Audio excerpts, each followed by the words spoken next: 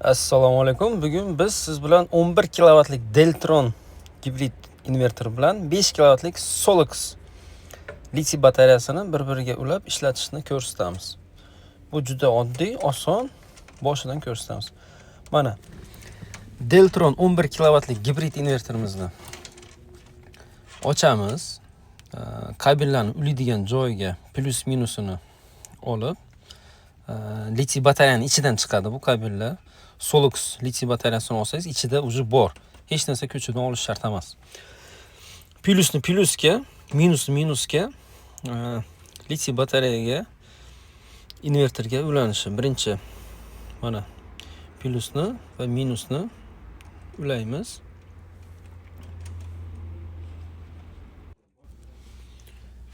Xo'sh, endi litiy batareyaga xuddi shunaqa o'zidan chiqqan kabellarni ulaymiz. Plyusni plyusga, minusni minusga.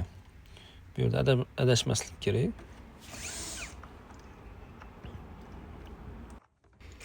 Buni atverka bilan qilsangiz ham bo'ladi. Prosta shoshilinch bo'lgani uchun bundan foydalanyapmiz. Xo'p, plyus minuslarni batareyaga uladik. Endi litiy batareyani Soluxni 5 sekund bosib yoqamiz. 5 sekund bosib yoqamiz. Undan keyin xuddi shunaqa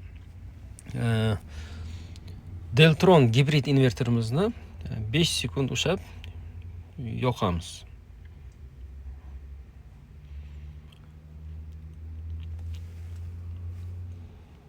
Litiy batareyamiz va inverterimiz tayyor.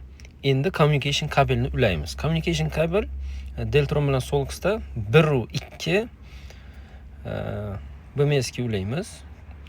3 bilan 5 qismini Deltron inverteriga ulaymiz. COM2 ga ulaymiz. Endi menyuda uychani bosamiz, menyu chiqadi.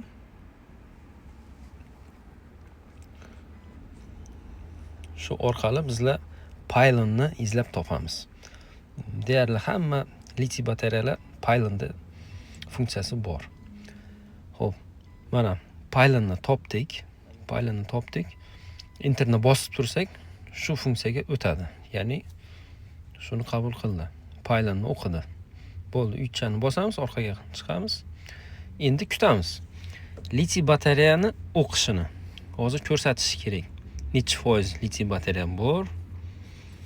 Xuddi shuni litiy batareyani tekshiramiz.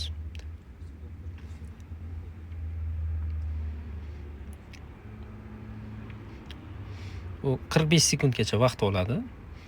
Shu oralig'ida ko'rsatadi. Mana o'qidi. Chiqdi batareya 47% bor deb. Endi litiy batareyani ekranini ko'ramiz. Haqiqatan 47% bormi, yo'qmi?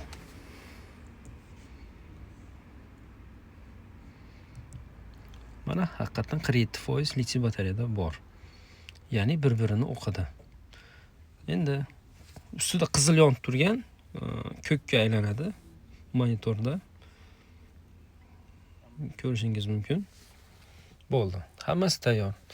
Shunday ulanadi. Marhamat, shu orqali rioya qiling.